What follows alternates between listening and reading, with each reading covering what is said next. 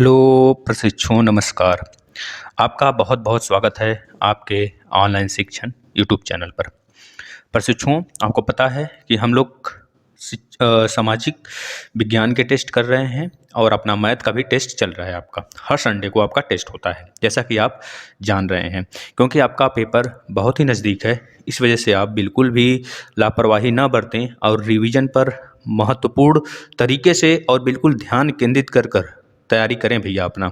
और revision most important है, revision तो करिए। सारा प्लेलिस्ट आपके लिए बनाया गया है, आइए प्लेलिस्ट में रिवीजन करिए। सारे सब्जेक्ट जो आप चाहते हैं सब कुछ मिलेगा आपको, ठीक है ना? बिल्कुल धांसू तरीके से मिलेगा, आप करिए। आज हम लोग देखेंगे सामाजिक सॉरी विज्ञान शिक्षण, यानी कि टेस्ट धमाका जैसा लिखा है ना। जान लगा दीजिए या फिर जाने दीजिए, जान लगा दीजिए या फिर जाने दीजिए भैया। जिनका भी बैक आया है वो तो भैया सुधर जाएं, अब बहुत ही कम समय बचा हुआ है। और आप यहाँ से तैयारी करने के बाद पहले तो आपको जो साइंस का क्वेश्चन या फिर साइंस का जो भी आपको चैप्टर पढ़ाया जा रहा है थ्योरी के रूप में, वह पढ़िए।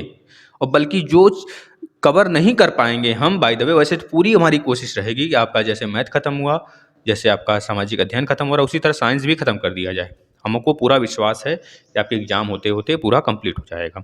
तो बस आप लोग बने रहिए। जो नहीं कंप्लीट होगा उसके लिए भी परेशान नहीं होइएगा, हम बिल्कुल क्वेश्चन के माध्यम से लाएंगे। उस क्वेश्चन के माध्यम से लाने की वजह एक और होगी कि आपका उस क्वेश्चन से बाहर कोई भी क्वेश्चन नहीं आएगा, इतना आप विश्वास करिएगा। चलिए तो स्टार्ट कर लेते हैं आज का टेस्ट भैया।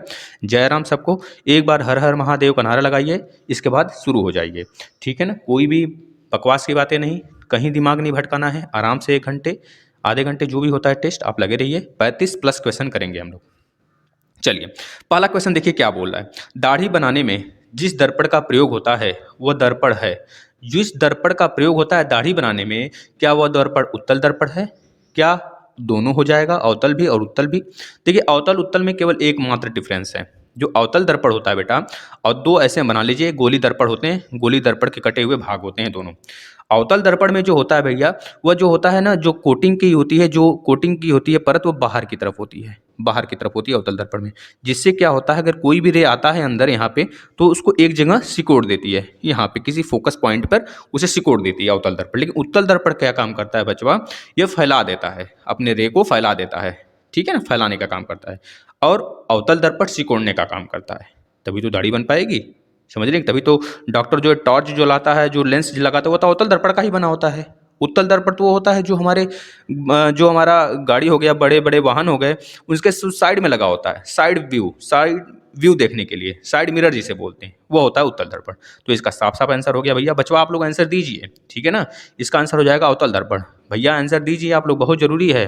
फटाफट सबका आंसर आना चाहिए, फटाफट फटाफट। हम देख रहे हैं सबका आंसर, देख लीजिए। गलत कितने लोग कर रहे हैं देख ले भैया, देख लो। यही पढ़े हो तुम लोग ना, पेपर आने वाला है, आप लोग गलतियां करने पे तुले हो। बिल्कुल नहीं, गलतियां नहीं करनी है, बिल्कुल ध्यान देकर पढ़ाई करिए।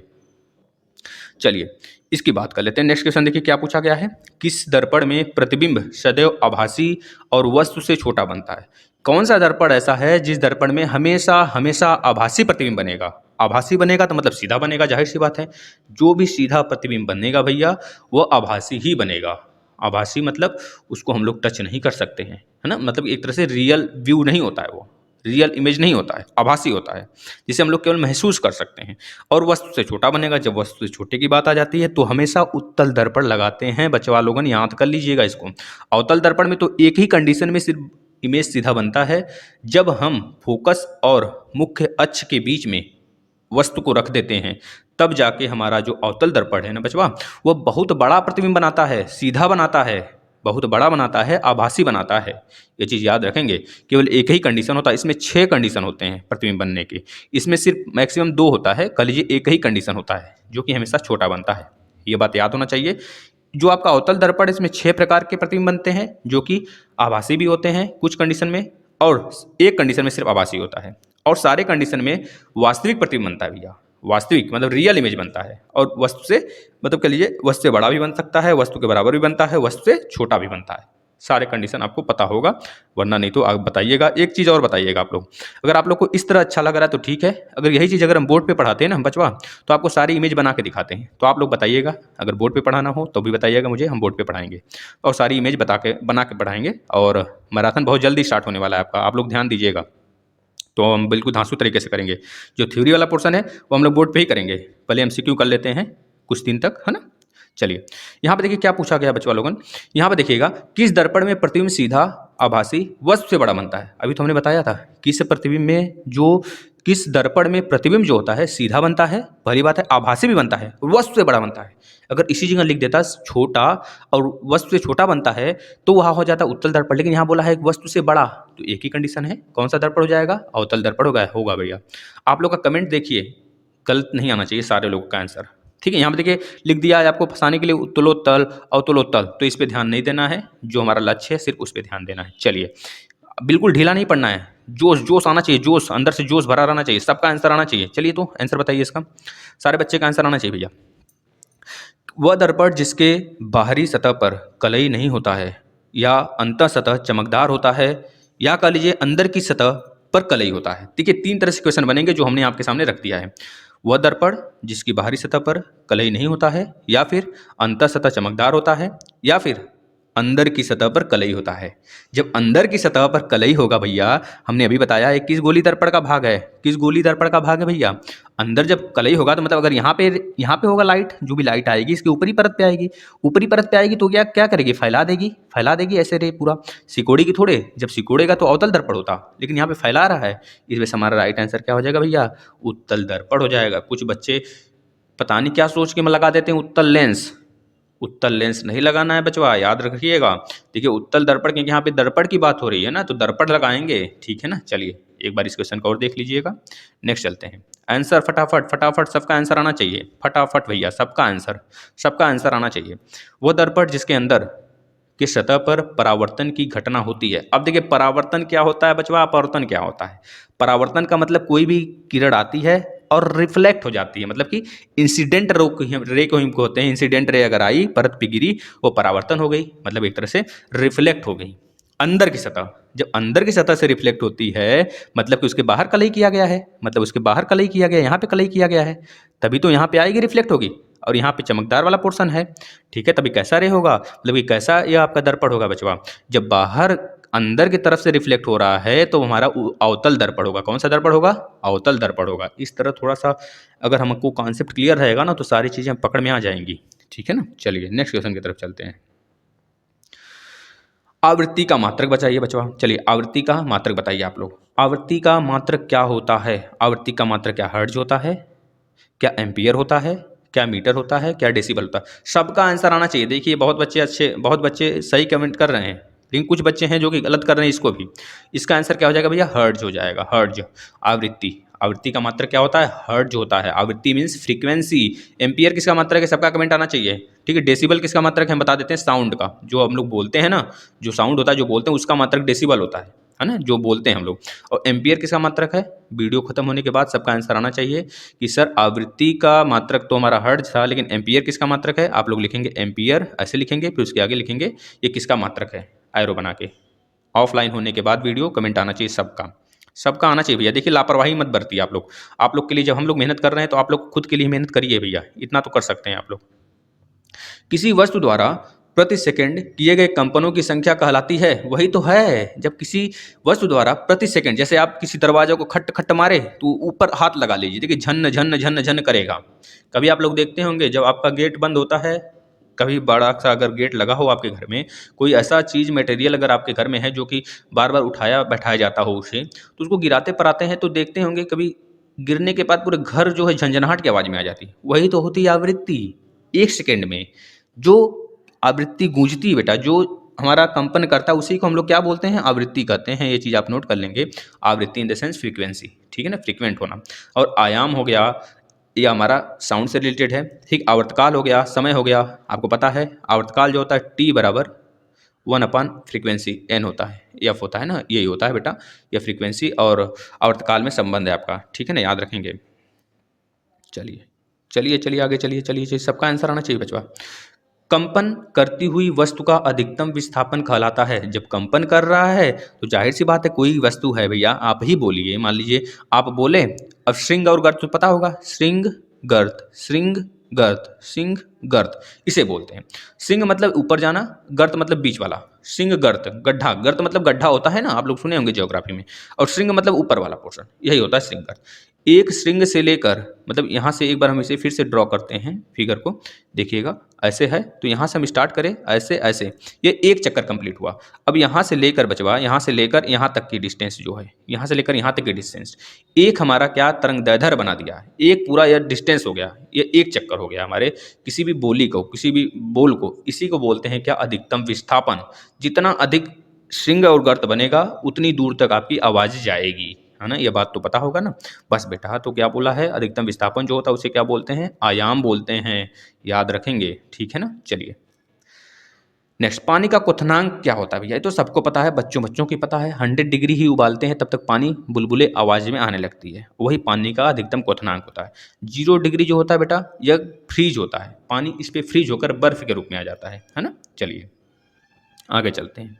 बर्फ का गलनांक होता है, देखिए आ गया, बर्फ का गलनांक क्या होगा भैया, 0 डिग्री सेंटीग्रेड होगा कि 5 डिग्री सेंटीग्रेड होगा कि 19 होगा कि 100 होगा। सारे बच्चों का कमेंट आना चाहिए, इसमें अगर कोई गलत किया ना भैया तो समझ लीजिए बहुत ही बुरा होगा।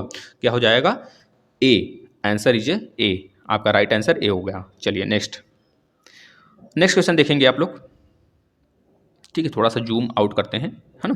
देखिए ऊष्मा का संरक्षण, ऊष्मा का एक मिनट बेटा, ऊष्मा का संचरण होगा यहाँ पे आप बना लेंगे, ऊष्मा का संचरण होगा यहाँ पे, ऊष्मा का संचरण कितनी विधियों द्वारा होता है, सारे बच्चों को पता होना चाहिए। ऊष्मा का संचरण क्या 4 विधि द्वारा होता है कि 7 विधि द्वारा होता है कि 6 विधि द्वारा होता है कि 3 विधि द्वारा होता है, आखिर कितनी विधि द्वारा होता है, सारे बच्चों का कमेंट आना चाहिए। देखिए सारे बच्चे सही आंसर कर रहे हैं, कुछ गलत कर रहे हैं। क्या हो जाएगा, आंसर इज 3 विधि द्वारा होता है। कौन कौन सा होता है, नीचे देखिए हम आपके लिए यहाँ पे लाए हुए हैं नोट में, आप लोग इसे नोट करेंगे। पहला होता है चालन विधि, चालन मतलब बेटा कंडक्शन विधि द्वारा होता है। और जो दूसरा होता है संवहन मतलब कन्वेक्शन, और एक होता है विकिरण। तीनों का मतलब समझिए, चालन ठोस में होता है, संवहन हमारा तरल और गैस में होता है, जो विकिरण है बेटा ये हमारा स्पेस में होता है, जगह में। जैसे कि अगर बात करें जो सन की रोशनी है हमारे तक कैसे पहुंचती है, तो यह क्वेश्चन आपके बुक में ही है, थ्योरी में, ठीक है। हम पढ़ाएंगे जब बोर्ड पे आएंगे तो आप लोग बताएंगे हमें कि आप इस तरफ पढ़ना चाहते हैं बहुविकल्पी के माध्यम से, या फिर पीडीएफ के माध्यम से, या फिर आप इसी क्वेश्चन को अगर हम बोर्ड पे पढ़ाते हैं ना बेटा तो आपको बहुत सारी चीज़ें हम वहाँ पे एक्सप्लेन कर देते हैं। और वहाँ पे जैसे कि लेंस की बात आई तो सारे लेंस का फिगर ही बना देते हैं हम वहाँ पे, और आप बिल्कुल आसान तरीके से पढ़ सकते हैं। तो आप लोग कमेंट करिएगा अगर आप बोर्ड पे पढ़ना चाहते हैं तब भी, अगर इस तरफ पढ़ना चाहते हैं तब भी, क्योंकि बहुत जल्द आपका मैराथन क्लास स्टार्ट होने वाला है। बिल्कुल चिंता ना करें कि आपका कोर्स नहीं खत्म होगा, बहुत जल्द स्टार्ट होगा मैराथन। तो देखिए विकिरण जो होता है, विकिरण के माध्यम से सन की रोशनी हमारे तक पहुंचती है, ये चीज़ याद रखेंगे, तभी स्थल जो है ना बेटा गर्म हो पाता है। 8.3 मिनट 8.30 मिनट में सन की रोशनी पृथ्वी तक आती है। लगभग 2.35 मिनट में मून की रोशनी, जो कुछ चांद की रोशनी होती है, वह अर्थ पे आती है। यह है 8.3 मिनट सन की रोशनी के लिए, 2.3 के आसपास में क्या है बेटा, मून की रोशनी के लिए। आप दोनों याद कर लेंगे। चलिए ऊष्मा के सुचालक हैं, सुचालक कुचालक क्या होता है, सुचालक मतलब कि जिसमें ऊष्मा फ्लो करे, जिसमें ऊष्मा जल्दी से अपना, कह लीजिए ठंडा भी हो जाए और जल्दी से गर्म भी हो जाए, मतलब वातावरण के हिसाब से वह अपना ढल जाए। अगर वातावरण गर्म है तो अगर कोई वस्तु है अगर वो गर्म हो जाती है जल्दी, या फिर कोई वस्तु है गर्मी के दिन में गर्म हो जाए, ठंडी के दिन में बहुत जल्दी ठंडा हो जाए, तो वही होता है बेटा सुचालक का काम, उसे सुचालक बोलते हैं। जैसे धातु, जितने भी धातु हो गए हमारे, सब के सब सुचालक हैं, सब के सब सुचालक हैं। कुचालक इन द सेंस, अगर हम जैसे लकड़ी ले लें, उड ले लें भैया, उड ले लें, थर्माकोल ले लें, ठीक है, इन सब से ऊष्मा आस पास नहीं जाएगी। जैसे उलेन क्लॉथ ले लें, उलेन कपड़े ले लें, ये सब क्या हैं, ये सब ऊष्मा रोधी हैं बेटा, ऊष्मा को आने जाने नहीं देते हैं, इस वजह से बोलते हैं bad conductor of heat. Bad conductor of heat का मतलब हो गया कुचालक, ऊष्मा का कुचालक।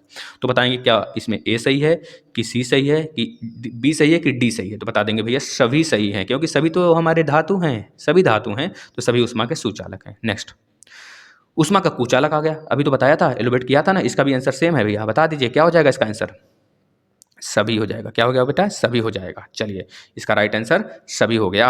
चलिए नेक्स्ट, क्योंकि हवा भी है कुचालक, ऊन भी है, पोर्सिलीना भी है, पोर्सिलीन भी है, दोनों तीनों याद रख लेंगे आप, ठीक है ना, और लकड़ी भी हो जाता है आपका। अब देखिए प्रकाश का सबसे महत्वपूर्ण स्रोत क्या है, लाइट का सबसे महत्वपूर्ण स्रोत क्या है, क्या लकड़ी है, क्या गैस है, क्या बल्ब है, क्या सूर्य है, तो आपको पता है ना, सभी तरह से जो रोशनी होती है हमारे यहाँ तो सूर्य से ही तो मिलती है, चाहे वो जिस प्रकार का भी लाइट क्यों ना हो। तो इसका राइट आंसर क्या हो जाएगा बचवा? सूर्य हो जाएगा। चलिए नेक्स्ट चलते हैं। सबका आंसर आना चाहिए। एक भी बच्चा अगर ये सोच रहा है हमें नहीं आ रहा है तो अपने आप को कमजोर ना समझे भैया, गलत ही आंसर दे, लेकिन दे जरूर। गलत आंसर देने से ही सुधार होता है।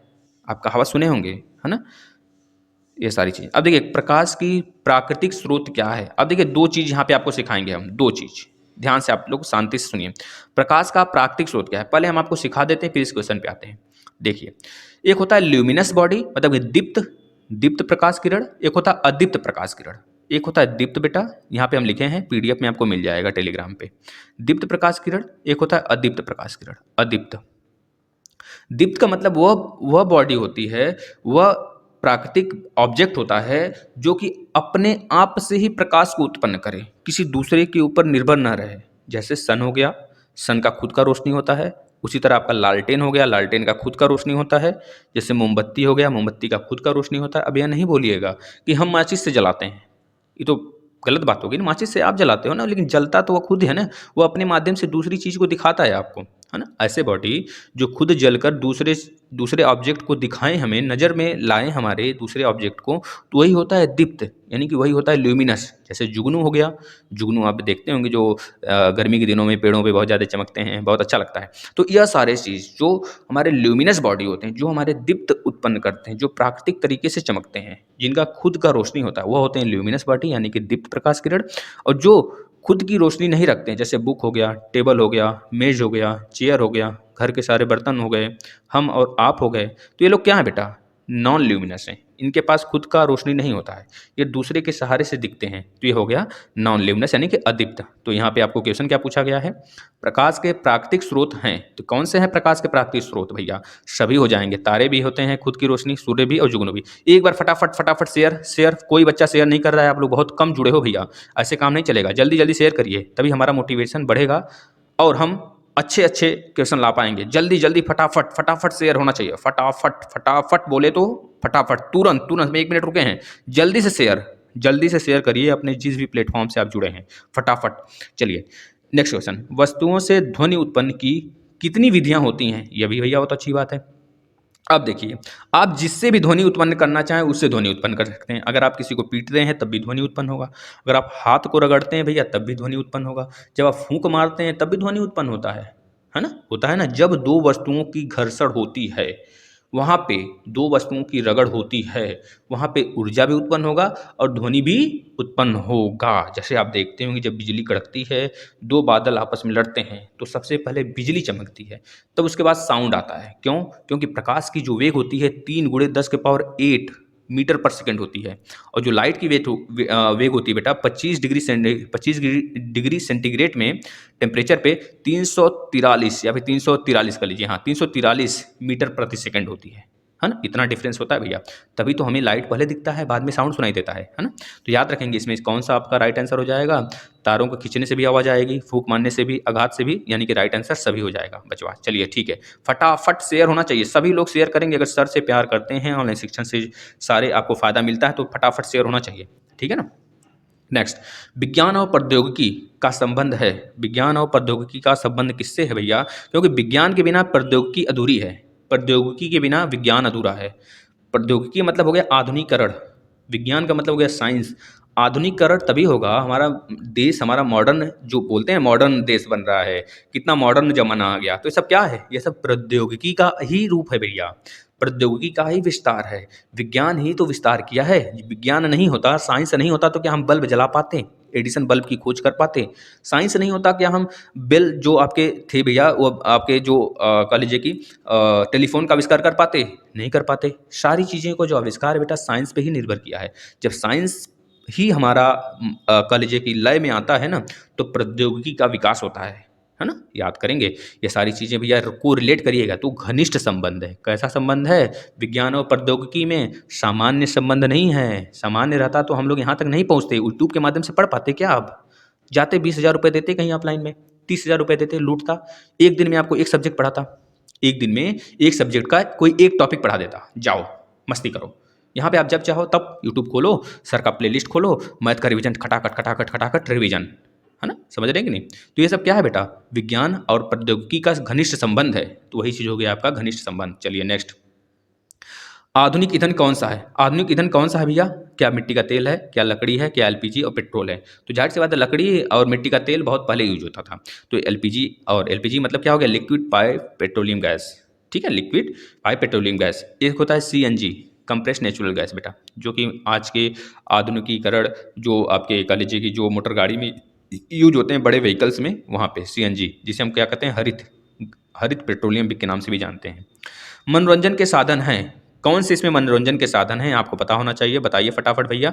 वीडियो गेम, टेलीविजन, कंप्यूटर, सभी। तो क्या हो जाएगा बेटा, सभी हो जाएगा। इससे भी हम मनोरंजन करते हैं, कंप्यूटर से भी करते हैं, टेलीविजन से भी करते हैं।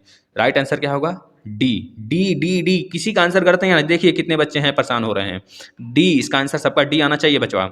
ठीक है, साइंस की क्लास है आपका, साइंस का कह लीजिए कि एक तरह से मैराथन ही समझिए इसे, ठीक है ना। अब हो गया है, हम इजहार कर चुके हैं, आप लोग ना, आप लोग देख लिए हैं ना किस टाइप से आप जो है कि बेटा परेशान हो रहे थे। हम सोचे कि जो टॉपिक वहाँ पे चल रहा है वो चलता रहे उधर, और इधर आपका टेस्ट भी होता रहे, ठीक है ना। आप लोग एक काम करेंगे, बताएंगे हमें कि आप इस तरह टेस्ट देना पसंद करेंगे या फिर बिल्कुल प्रत्यक्ष रूप से बोर्ड के सामने, क्योंकि बोर्ड के सामने हम ज़्यादा एक्सप्लेन कर पाएंगे, वहाँ पे कुछ चीज़ें आपको लिख के भी समझा सकते हैं, है ना।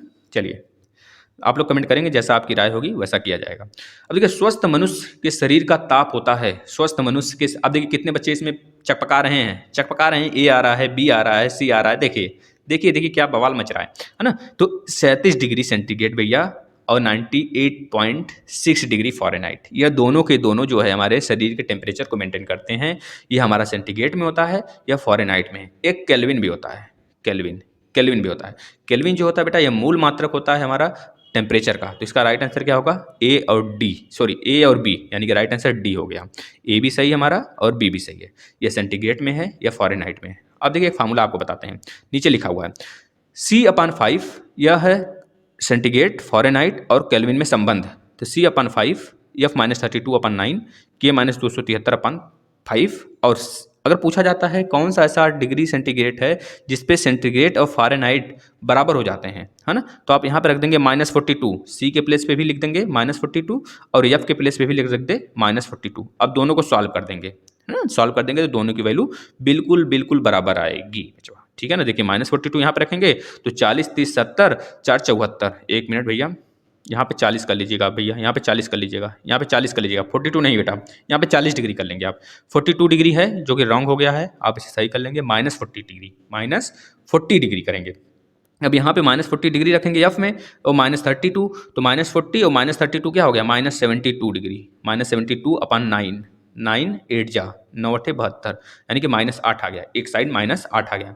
इसी तरह जब सी के प्लेस पे -40 रखेंगे तो -40/5, तो 5/40, -8 आ गया इधर भी, तो दोनों बराबर हो गया। बस यही चीज़ है, आप याद रखिएगा इस चीज़ को। नेक्स्ट, दीप्त वस्तु नहीं है, अभी तो बताया ऊपर, अब बता दीजिए डायरेक्ट दीप्त वस्तु कौन सा नहीं है। क्या सन अपनी रोशनी खुद से प्रोड्यूस करता है? बताइए, सन अपनी रोशनी खुद से प्रोड्यूस करता है ना भैया? हाँ करता है। जलती हुई मोमबत्ती क्या इसका खुद का रोशनी होता है? तो बोलेंगे हाँ होता है। लालटेन का क्या खुद का रोशनी होता है? बिल्कुल होता है जी, बिल्कुल क्यों नहीं होता है। क्या दर्पण का खुद का रोशनी होता है? का सर मजाक कर रहे हैं, नहीं होता है तो नहीं होता है तो नहीं होता है, काटिए इसे। तो आपका राइट आंसर मतलब क्या होगा, यही आपका ए हो जाएगा, क्योंकि दर्पण जो होता है वो तो हमको सूर्य की रोशनी से, लालटेन की रोशनी से, जलती हुई मोमबत्ती की रोशनी से दिखाई देता है। दर्पण की खुद की रोशनी थोड़ी होती है। अंधेरे में रख कर एक बार चलिएगा तो अंधेरे में रख देंगे कई सारा कांच, पहचानिएगा कौन ग्रीन है, कौन हरा है, कौन लाल है, देखते हैं कौन पहचान लेता है ना। तो इसका राइट आंसर ए हो जाएगा। नेक्स्ट, वे वस्तु जो स्वयं प्रकाश उत्पन्न करते हैं उन्हें क्या कहते हैं भैया? कितनी बार बता चुके हम आपको, अभी ऊपर ही हम एक्सप्लेन किए हैं। जो खुद का प्रकाश उत्पन्न करते हैं उन्हीं को तो बोलते हैं दीप्त, यानी कि ल्यूमिनस ऑब्जेक्ट। ठीक है बेटा, ल्यूमिनस ऑब्जेक्ट, नॉन ल्यूमिनस और luminous. Luminous in the sense दीप्त वस्तुएं जो खुद की रोशनी उत्पन्न करती हैं, नॉन ल्यूमिनस मतलब अदीप्त वस्तुएं जो कि खुद की रोशनी नहीं उत्पन्न करती हैं। बात सेम है दोनों, है ना, ध्यान रखेंगे। इसका राइट आंसर ए हो जाएगा। गलत आंसर नहीं आना चाहिए किसी का भी गलत आंसर नहीं आना चाहिए भैया, ठीक है ना। अब देखिए नेक्स्ट क्वेश्चन, कार, बस तथा ट्रक के चालक के पास दाईं ओर एक दर्पण होता है। इसकी सहायता से वह चालक अपने पीछे आने वाले वाहनों को देखकर सतर्क हो जाता है। यह दर्पण कौन सा होता है? क्या उत्तल दर्पण होता है, क्या उत्तल लेंस होता है, क्या अवतल दर्पण होता है, क्या उत्तल लेंस अवतल लेंस होता है, क्या होता है, क्या होता है, कौन सा लेंस होता है भैया बताओ तो जरा। तो बताएंगे सर अभी तो आपने बताया है कि उत्तल दर्पण होता है जिसमें कि व्यूज होती हैं जो ना पीछे की देखते हैं तो बड़ा होता है, बड़े को छोटा कर देता है, बड़े को क्या कर देता है, बड़े ऑब्जेक्ट को छोटा करके दिखाता है, वो भी सीधा कर देता है। मतलब कि वहाँ पे उल्टा होता है ना पीछे, तो पीछे को उल्टे चीज़ को हम सीधा कर देंगे, सीधे चीज़ को उल्टा करके देखते हैं, तो पीछे वाला जो ऑब्जेक्ट आएगा तो उल्टा दिखेगा ना हमें, उसको सीधा करके दिखाता है ना। याद करिएगा भैया। तो रियल प्रतिबिंब बनाता है उत्तल दर्पण, आपका राइट आंसर हो जाएगा भैया। एक चीज़ आप कमेंट करेंगे, सारे बच्चे कमेंट करेंगे, जो हमारा गाड़ी होती है, व्हीकल होती है, उसमें जो उस बल्ब होता है, बल्ब जो पीछे जो फोकस मतलब साइड मिरर की बात नहीं करें, जो रोशनी देती है हमें आगे वाली बल्ब, वो कौन से दर्पण की बनी होती है, क्या उत्तल दर्पण होता है, क्या अवतल दर्पण होता है। वीडियो खत्म होते ही आपका आंसर आना चाहिए। अभी तक हमने 2 क्वेश्चन पूछ चुका है, ठीक है ना, दोनों के आंसर आना चाहिए भैया। एम्पियर किसका मात्रक है ये हमने पूछा है, और जो हमारा जो सामने जो फोकस होती है लाइट की, जो फोकस होती है वो उसमें कौन सा मिरर होता है, बताएंगे सभी बच्चे बताएंगे भैया। कंपन करने वाले वस्तु द्वारा एक कंपन में लगा समय कहलाता है। बहुत ही आसान कुछ क्वेश्चन है भैया, एक कंपन में लगा समय मतलब कि आवर्तकाल ही तो होगा वह। जैसे कि हमने बोल दिया ये आपका सिंग और गर्त है, यहाँ से निकला गर्त, सिंग और गर्त मतलब एक कंपन पूरा कर लिया। जब एक कंपन पूरा हुआ तो इतने समय में कितना समय लगा है, 1 सेकंड लगा है, 2 सेकंड लगा है, 3 सेकंड लगा है, वही तो इसका आवर्तकाल होगा। तो इसका राइट आंसर आवर्तकाल हो जाएगा। जो बच्चे बी लगा रहे हैं ना वह महान महान महान धन्य है भैया, ठीक है, धन्य है उनका, धन्यवाद है। ठीक है, चलिए नेक्स्ट। हाँ पहले क्वेश्चन नहीं दिखाते हैं, पहले आप यहाँ पे करिए इसको। आंसर सबका आंसर आना चाहिए, सबका एक एक बच्चे का आंसर आना चाहिए भैया, तब भी मज़ा है। अब देखिए हम बताते हैं आपको ऊर्ध्वपातन क्या होता है। पहले ऊर्ध्वपातन का मतलब होता है सेब्लिमेशन। क्या होता है भैया, सेब्लिमेशन। सेब्लिमेशन बेटा डायरेक्ट डायरेक्ट कोई ठोस चीज़ धुआं में बदल जाना, मतलब कि वाष्प हो जाना। कोई ठोस चीज़ बिना गले बिना पिघले सीधे वाष्प में कन्वर्ट हो जाना। जैसे आपका पानी है बेटा, पानी पहले ठोस बनता है फिर वाष्प बनता है, या फिर ठोस बन के फिर द्रव बनता है फिर वाष्प बनता है ना। ये चीज़ आप देखे होंगे, है ना। इसी तरह ऊर्ध्वपातन है, ऊर्ध्वपातन में ऐसा नहीं होता। ऊर्ध्वपातन में बेटा डायरेक्ट वह वाष्प बन जाता है। जैसे आपका कर्पूर हो गया, टाटा नमक हो गया जो आप खाते हैं, नौसादर हो गया, ये सब के सब ऊर्ध्वपातन के ही एग्जाम्पल हैं। तो आपका राइट आंसर डी हो जाएगा। चलिए ठीक है, नौसादर का देखिए फार्मूला क्या होता है भैया। नौसादर का फार्मूला आप याद कर लेंगे, NH4Cl और अमोनियम क्लोराइड। अगर अच्छा लग रहा है तो सेशन को लाइक करिए, कमेंट करिएगा जब जो क्वेश्चन पूछा जा रहा है वीडियो खत्म होने के बाद। सेशन को लाइक करना नहीं भूलेंगे, बेल आइकन पे क्लिक कर लेंगे, ठीक है, आप लोग बेल आइकन पे क्लिक कर लीजिए और ज़्यादा से ज़्यादा बच्चों को शेयर करिए भैया। चलिए, कुछ पदार्थ ऐसे होते हैं जो गर्म करने पर ठोस अवस्था से सीधे गैसीय अवस्था में बदल जाते हैं, इस क्रिया को क्या कहते हैं। अभी तो हमने इसे एक्सप्लेन किया है जस्ट अभी, तो ये आपका क्या होगा, क्या ऊर्ध्वपातन होगा, हिम होगा, वाष्प होगा। हिम तो जम जाता है, वाष्प तो उड़ जाता है, लेकिन यह क्रिया पूछा है कौन सी क्रिया होती है, तो बताएंगे ऊर्ध्वपातन होता है। राइट आंसर ऊर्ध्वपातन। सारे बच्चे कमेंट करेंगे भैया, सारे बच्चों का कमेंट आना चाहिए और शेयर करिए। कोई भी बच्चा थोड़ा सा देखकर भागेगा नहीं, ठीक है ना। अगर PDF चाहिएगा तो आप लोग कमेंट कर दीजिएगा, PDF आपको डिस्क्रिप्शन में लिंक दिया होगा, टेलीग्राम ज्वाइन करिएगा, या फिर नहीं किए हैं तो ऑनलाइन शिक्षण सर्च कर लीजिए टेलीग्राम पे, तुरंत ज्वाइन हो जाएंगे। उसमें 8000 के आसपास बच्चे हैं भैया, 7.8 के आसपास, या फिर 8000 होने वाले हैं। आप ज्वाइन हो जाइए, आपका भी फायदा हो जाएगा। नेक्स्ट क्वेश्चन, पहाड़ के निकट निश्चित दूरी पर जब कोई ध्वनि उत्पन्न की जाती है तो ध्वनि पहाड़ से टकराकर परावर्तित होकर पुनः वापस होती है। जैसा आप खाली घर में खाली रूम में सुनते हैं कि होती है ना वापस, उसे बोलते हैं ध्वनि का इको। और पहले उत्पन्न की गई मूल ध्वनि की भांति ध्वनि सुनाई पड़ती है, जैसे हम बोलते हैं वैसे सुनाई देती है। कभी काल के आप फ़ोन करते होंगे तो फ़ोन पे पता चलता है कि अपना ही आवाज़ सुनाई दे रहा है, क्यों, नेटवर्क प्रॉब्लम की वजह से होता है क्या। ऐसा नहीं होता है, हो सकता है आपके आसपास दूसरा कोई मोबाइल खुला हो, या फिर आस पास आपके टीवी चल रही हो, रेडियो चल रहा हो, है ना, इस कारण से होता है। खास कर लीजिए नेटवर्क प्रॉब्लम भी हो सकते हैं। तो इसका आंसर क्या हो जाएगा, सारे बच्चों का कमेंट आना चाहिए, सारे बच्चों का कमेंट आना चाहिए। एक भी बच्चा ऐसा ना हो कि कमेंट नहीं करेगा, सारे बच्चे कमेंट करेंगे भैया। यह प्रॉब्लम क्यों होता है, इसे क्या बोलते हैं, क्या ध्वनि बोलते हैं, क्या आवृत्ति बोलते हैं, क्या इको बोलते हैं, क्या सभी बोलते हैं, मतलब सब होगा सही राइट आंसर नहीं बचवा, इसका हो जाएगा प्रतिध्वनि। एक बार हर हर महादेव बोलिए, कोई ढीला नहीं पड़ेगा, कोई ढीला नहीं पड़ेगा, कोई भी ढीला नहीं पड़ेगा। हर हर महादेव, हर हर महादेव बोलिए भैया, और टेस्ट का मजा लीजिए। यही सारे क्वेश्चन आपके एग्जाम में आएंगे। प्रतिध्वनि हो जाएगा इको। अब देखिए इको क्या होता है, इको कितनी दूर से हमें सुनाई देगा। जैसे रूम में कुछ नहीं है तब तो पक्का, जैसे आप कभी सिनेमा हॉल में जाते हैं, वहाँ पे जो दरी बिछाया होता है, सीट बिछा होता है, कुछ चेयर लगे होते हैं, ये सब क्यों लगा होता है? क्योंकि इको ना हो, आपको जो साउंड हो पूरा साफ साफ सुनाई दे। इसी तरह इको जो होता है बेटा, वह कहा जाता है कि जो वेलोसिटी होती है, velocity of sound in dry air is approximately 342 metre per second at 25 degree centigrade. मतलब कि किसी भी 25 डिग्री सेंटीग्रेड पर जो हमारा साउंड का वेलोसिटी होती है बेटा, कितना होता है? 343 मीटर पर सेकेंड होता है। हमने अभी आपको ऊपर बताया है, अभी बताया है, जो भी बच्चा बोल देखा होगा, जो शुरू से देख रहा है उसको पता होगा। अब देखिए इको जो होता है बेटा, साउंड की सोर्स जो होता है, इको का सोर्स होता है, वो कितने दूरी से होता है? 17.2 मीटर की दूरी से होता है। अगर इतने दूरी पर अगर आप खड़े हैं तो आराम से आपको इको सुनाई देगा, है ना? अगर लेकिन बाय उसका कंडीशन है, रूम में कुछ नहीं होना चाहिए, सिर्फ आप होने चाहिए और आपके मतलब कि हो सकता है कोई आदमी हो जाए, लेकिन कोई वस्तु ना रखा होना चाहिए, क्योंकि साउंड रिफ्लेक्ट बहुत बार हो जाएगा ना, तो आपको साउंड इको के रूप में नहीं सुनाई देगा, है ना? ये इसका कंडीशन है। कभी आप बोलेंगे बोर्ड पे पढ़ाने के लिए हमें, तो अगर आपकी इजाज़त होगी भैया तो हम पढ़ाएंगे, तो सारी चीज़ें बताएंगे, है ना? चलिए नेक्स्ट देख लेते हैं। नेक्स्ट देखिएगा, ऊष्मा की मात्रा निर्भर करती है। ऊष्मा की मात्रा किस पर निर्भर करती है? सबका आंसर आना चाहिए, सबका का सबका, सबका एक भी बच्चा नहीं छूटना चाहिए, सबका आंसर आना चाहिए भैया। ठीक है, वस्तु के द्रव्यमान पर क्या निर्भर करता है? ताप पर निर्भर करता है, मतलब टेम्परेचर पर क्या निर्भर करता है? विशिष्ट ऊष्मा पर क्या निर्भर करता है? क्या सभी पर निर्भर करता है? तो आप बोलेंगे हाँ सर, आपने तो सही बोला, बिल्कुल राइट आंसर डी होना चाहिए, है ना? कुछ बच्चे बोलेंगे सर राइट आंसर एम होना चाहिए, मतलब कि ए होना चाहिए, टी होना चाहिए, सी होना चाहिए। तो हम बोलेंगे बच्चों आप लोग बिल्कुल सही बोले थे स्टार्टिंग में, क्यों फिर चकपका रहे हैं? राइट आंसर सभी होना चाहिए। देखिए, ऊष्मा की मात्रा वस्तु के द्रव्यमान पर निर्भर करेगा। वस्तु जितनी बड़ी होगी उतना उसका ऊष्मा का क्षेत्र फैला होगा। जैसे आप देखिए, जब कभी आप छोटे वस्त्र पहनते हैं, मतलब कि समझ लीजिए छोटे वस्त्र छोड़िए, जब मान लीजिए आप कभी छोटे प्लेट में खाना खाते हैं, छोटे प्लेट में, और सब्जी गरम गरम हो, तो आपको ज़्यादा गर्मी लगती है, मतलब वो जल जाती है, आपकी उंगली जल जाती है, जीभ जल जाता है खाने पे। लेकिन आप बोलते हैं मम्मी इसे क्या करिए, कटोरी से निकालिए, बड़ी प्लेट से निकालिए, थोड़ा हमारे थाली में उलेट दीजिए, हमें कटोरी नहीं चाहिए। इसको फैला देंगे ना, जो वस्तु ज़्यादा दूर तक फैल जाएगा ना, तो क्या होगा? वो क्या होगा भैया? ज़्यादा ठंडी हो जाएगी ना, तो हम खा लेंगे आराम से। तो इस तरह तापांतर हो गया, ताप का अंतर हो गया भैया ये, है ना? और वस्तु का द्रव्यमान मतलब पहले क्या था, आपका बड़ा चीज़ है तो ज़्यादा गर्मी होगी, अगर छोटा चीज़ है वही तो उसमें कम गर्म होगा। वो अपने आवश्यकता के अनुसार ही तो गर्मी अपने अंदर ऑब्जर्व कर पाएगा भैया, ऐसा तो नहीं है। ट्रक है, मतलब स्कूटर है, तो स्कूटर जो है, ट्रक इतना स्पीड, मतलब ट्रक इतना भारी हो जाएगा, ऐसा तो नहीं है। अब ट्रक को गर्म करिए, या फिर मान लीजिए आप किसी सब्जी को 10 लोग के लिए सब्जी बनाइए, 2 लोग के लिए सब्जी बनाइए, है ना? तो कौन जल्दी पकेगा? 2 लोग वाली? 10 लोग वाली देर में ना पकेगी, क्योंकि उसमें देर चीज़ है, लेकिन उसका कंडीशन है। आपको जो टेम्परेचर देना है ना, जो उसमें टेम्परेचर देना है, वह बिल्कुल दोनों के इक्वल देना है, तब इसका कंडीशन बनता है। कभी इसको हम ब्रीफली समझाएंगे आपको बोर्ड पे। इसका आंसर सब हो जाएगा। अब देखिए, इसके लिए एक फॉर्मूला आपके लिए लाए हैं बेटा हम।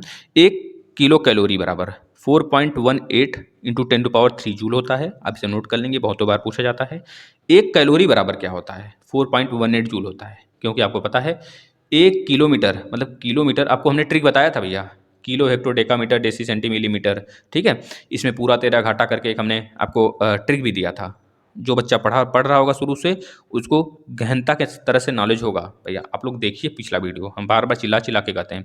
अब एक कार्य वर्ग बराबर आपका 4.18 कैलोरी होता है, मतलब कि विशिष्ट ऊष्मा आया है। क्यों? मतलब विशिष्ट ऊष्मा का एक आपका क्या है, प्रतीक है। अब देखिए यहाँ पे वही चीज़ आ गया। विशिष्ट ऊष्मा का सूत्र क्या होता है भैया? Q equal to M S T, है ना? क्या होता है? Q equal to M S T होता है। एम द्रव्यमान हो गया, यम द्रव्यमान हो गया, एस आपका क्या हो गया, टी क्या हो गया, यह बताएंगे। अब क्यों क्या हो गया सब बता दी। चलिए हम यहाँ पे नहीं बताते हैं। Q equal to M S T, सारे बच्चों का कमेंट आना चाहिए, सारे के सारे बच्चों का कमेंट आना चाहिए। इसमें यस का क्या मतलब है, टी का क्या मतलब है, सारे बच्चों का कमेंट आना चाहिए। हम कुछ क्वेश्चन कराएंगे, आप कुछ क्वेश्चन करेंगे, जब दोनों लोग साथ साथ चलेंगे ना, तब मजा आएगा भैया। दोनों हाथ से थाली बजनी चाहिए, है ना? ताली दोनों हाथ से बजनी चाहिए। चलिए नेक्स्ट, जल वाष्प के द्रव में बदल जाने की क्रिया को क्या कहते हैं? जब जल वाष्प हो वह द्रव में बदल जाए, जैसे आपको पता है बादल कैसे बनता है, आप पानी गर्म करते हैं, है ना? जो ओशियन है, ओशियन से पानी उड़ता है। जो आपका मेडिटेरियन सी है, या फिर कह लीजिए भूमध्य, आपका भूमध्य रेखा है, जो आपका इक्वेटर है, भूमध्य रेखा है बेटा, वहाँ के आसपास की जो पानी होती है, जो आपका कह लीजिए आपका रेड सी हो गया, आपका कैस्पियन सी हो गया, ये सब हमारे भूमध्य रेखा के आसपास है ना? तो यहाँ से पानी हमेशा उड़ते रहते हैं। यहाँ पे हमेशा 4 बजे डेली बारिश होती है, शाम को 4 बजे यहाँ पे डेली बारिश होती है। जैसे आपका मेघालय का मासिनराम है, वहाँ पे भी 4 बजे डेली बारिश होती है। तो ऐसे जगह से पानी उबलती है, उड़ती है, उड़कर संघनन बनाती है, घन, उसे क्या कहते हैं, अपने आप में एक तरह से ठोस बनती है।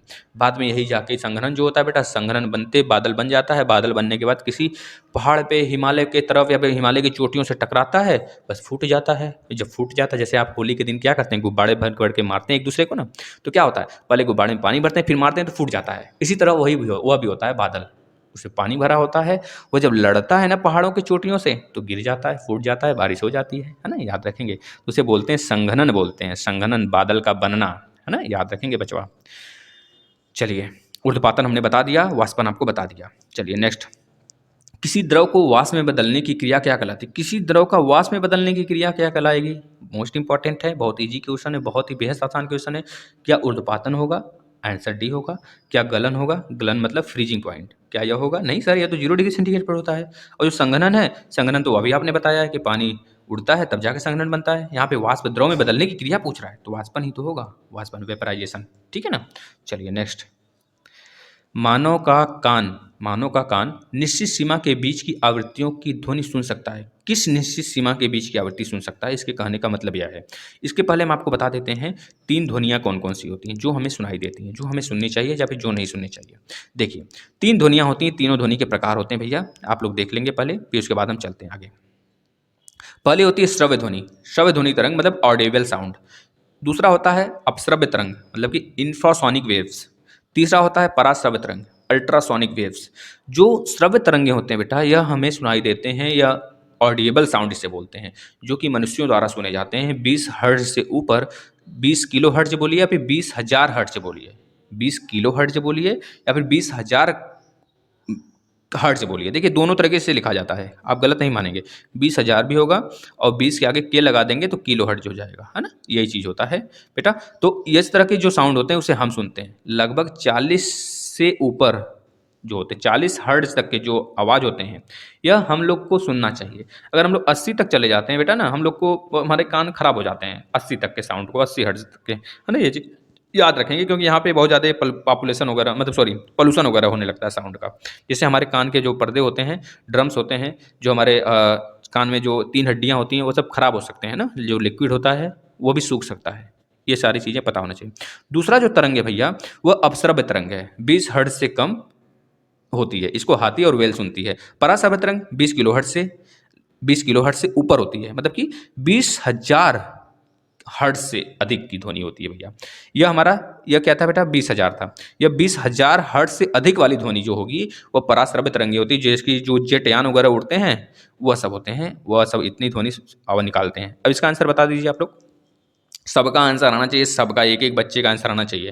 क्या होगा? 20 हर्ट्ज से लेकर 20,000 हर्ट्ज तक की ध्वनि जो हमसे, जो ऑडिबल साउंड होती है, इसे बोलते हैं भैया क्या, ध्वनि सुन सकते हैं। इतने ध्वनि हम लोग सुन सकते हैं। चलिए नेक्स्ट, अल्ट्रासाउंड क्या हम लोग सुन सकते हैं? अल्ट्रासोनिक, अल्ट्रासाउंड नहीं, अल्ट्रासोनिक। आपने अल्ट्रासाउंड सुना होगा, अल्ट्रासाउंड में एक्स रेज यूज होते हैं, है ना। चलिए, अब देखिए बीओडी क्या है। बीओडी क्या है बचवा? बीओडी क्या है, कौन बताएगा? बीओडी है बायोलॉजिकल ऑक्सीजन डिमांड।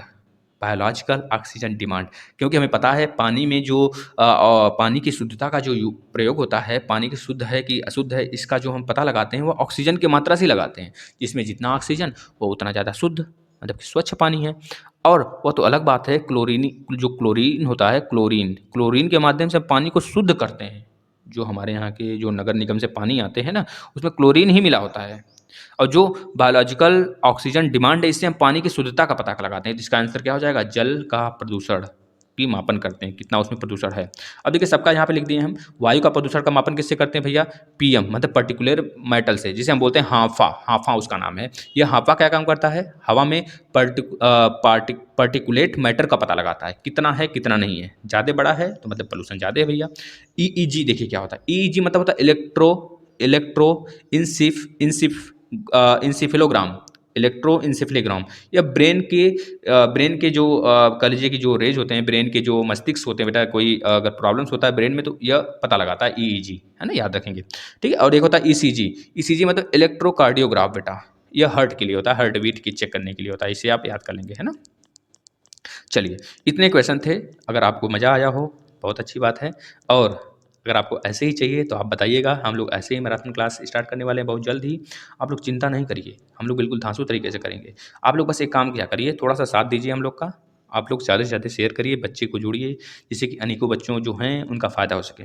अगर आपको इसका पीडीएफ चाहिए तो आपके लिए पीडीएफ टेलीग्राम ज्वाइन कर लीजिए, ऑनलाइन शिक्षण ज्वाइन करिए, टेलीग्राम सर्च करिए ऑनलाइन शिक्षण, वहाँ पे आपको पीडीएफ अवेलेबल हो जाएगा। चलिए, और जितने भी टेस्ट आते हैं संडे को, सारे टेस्ट आप देखिए। मैम का संस्कृत का क्लास, सारे मैथ के क्लास हैं सिर्फ आपके प्लेलिस्ट में, सारे देखिए। रिवीजन पे ध्यान दीजिए भैया। एक जो है ना मोटिव बनाइए अपना मोटिव, इसके साथ आपका टेट भी निकलना चाहिए। डीएलएड फोड़ना है, टेट को उखाड़ फेंकना है। ठीक है, चलिए, धन्यवाद। अपना ध्यान रखिएगा, पढ़ाई करिएगा। ठीक है ना, धन्यवाद दोस्तों।